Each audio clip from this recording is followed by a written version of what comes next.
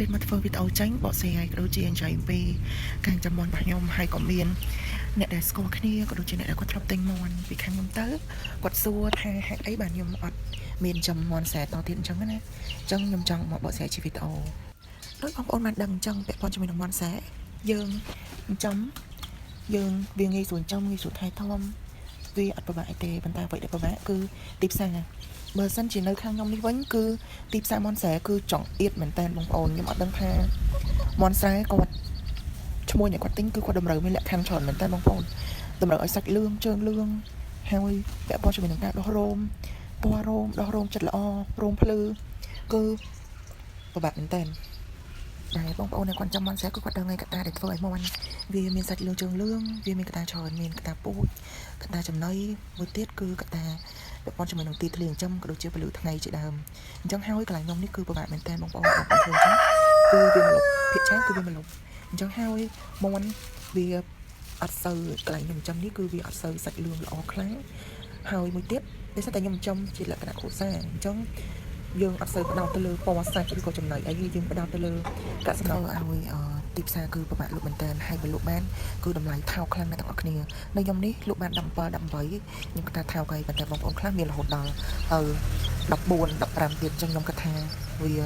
ច្បាស់នេះយើងផ្ដោតទៅលើការចិញ្ចឹមសត្វចម្រុះមានដូចជាព្រាបសេក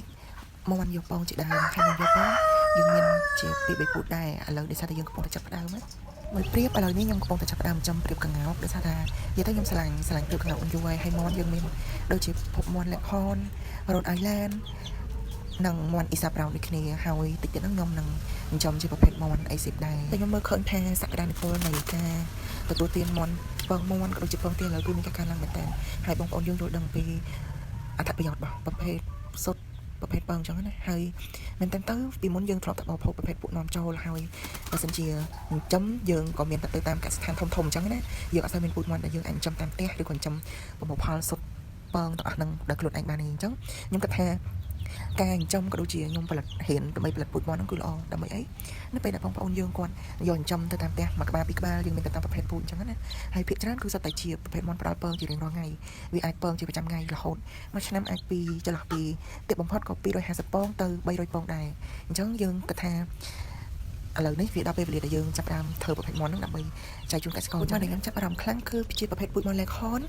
ហើយក្នុងវីដេអូនេះគឺជាប្រភេទមន់លេខនដូចគ្នាប៉ុន្តែវាមិនជាលេខនសតទេអ្នកគ្នាវាជាប្រភេទកាត់មន់ប្រៃអេស៊ីបហើយលេខននេះដែរគឺទីសោតគឺជាប្រភេទមន់ពង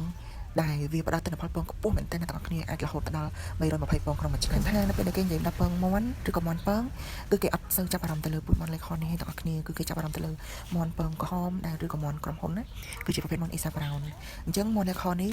ពងមន់វាគឺឆ្ងាញ់ជាងពងមន់អ៊ីសាប្រោនទៀតអ្នកទាំងអស់គ្នាហើយពពួកលេខននេះគឺស្រួលចំហើយវាមានរាងតូចល្មមវាធន់ទៅនឹងអាកាសធាតុនៅក្នុងស្រុកខ្មែរដូចគ្នារាងរើវាសបល់វាអីសសុតហើយរៀងរើវាគឺប្រហែលទៅនឹងដែរខ្ញុំកំពុងតែព្យាយាមចំថែទាំក៏ដូចជាព្យាយាមបង្កាត់ពូជបន្ថែមជាប្រភេទមន់លេខនមន់អ៊ីសាប្រោនមន់រ៉ូតអៃឡែនជាដើមខ្ញុំកំពុងតែព្យាយាមរៀនសិក្សាក៏ដូចជាបង្កាត់ពូជដើម្បីបើថ្ងៃណាមួយខ្ញុំអាចជោគជ័យទៅលើការបង្កាត់ពូជពួកវាការបង្កាត់ពូជនេះអ្នកទាំងអស់គ្នាមិនមែនគ្រាន់តែធ្វើឲ្យវាមានកូនឬក៏ភ្ញាស់ឲ្យកូនវាញាស់ឲ្យពងវាញាស់ឲ្យអ្វីដែលយើងត្រូវធ្វើគឺការបន្សុទ្ធពូជការធ្វើមិនឲ្យទិន្នផលពងរបស់វាឬក៏កូនរបស់វាចំនួនក្រោយថែរក្សា genetic ចំនួនដើមរបស់ពួកវាបានអញ្ចឹងហើយអាហ្នឹងគឺជាកត្តាសំខាន់ដែលខ្ញុំកំពុងតែរៀនហើយក៏ដូចជាថាឥឡូវនេះយើងកំពុងតែព្យាយាមសិក្សាតិចម្ដងហើយមួយទៀតយើងអត់ទាន់ជោគជ័យទៅលើការបន្សុទ្ធពូជទេយើងអាចប៉ុន្តែយើងអាចជោគជ័យទៅលើការភ្ញាស់ទិន្នផលពងរបស់ពួកវាបានហើយនឹងចាប់ផ្ដើមបង្កើតចំនួនមន់ឲ្យវាមានច្រើនចុងណាជាមួយនឹងការភ្ញាស់ផងដែរយើងអត់ទាន់មានប្រើប្រាស់ឧបករណ៍ភ្ញាស់ទំនើបអញ្ចឹងទិន្នផលដែលយើងភ្ញាស់មកវានៅមានកម្រិតនៅឡើយវាអត់ទាន់ទទួលបានលទ្ធផល 100% ទេប៉ុន្តែយើងនឹងព្យាយាមហើយដូចដែលអ្នកនរគ្នាឃើញនៅក្នុងវីដេអូហ្នឹងគឺជាបានមន់រ៉ូតអៃឡែនហើយខាងមួយទៀតហ្នឹងគឺជាប្រភេទមន់ពណ៌ក្រហមមួយទៀតហ្នឹងគឺជាមន់អ៊ីសាប្រោនកាត់ជាមួយនឹងមន់អាយុប្រហែលជា6ខែហើយនេះគឺជាប្រភេទកូនមន់លេខនដែលខ្ញុំចាប់ផ្ដើមចំទៅហើយមន់នេះខ្ញុំអត់ច្បាស់ថាវាញីទាំងពីរឬក៏ញីមួយឈ្មោះមួយមានតែចាំតាមដានទស្សនាមើលពេលវាធំឡើងអរគុណច្រើនសម្រាប់ការទស្សនាវីដេអូនេះជួបគ្នានៅវីដេអូក្រោយៗទៀតបាយបាយអរគុណ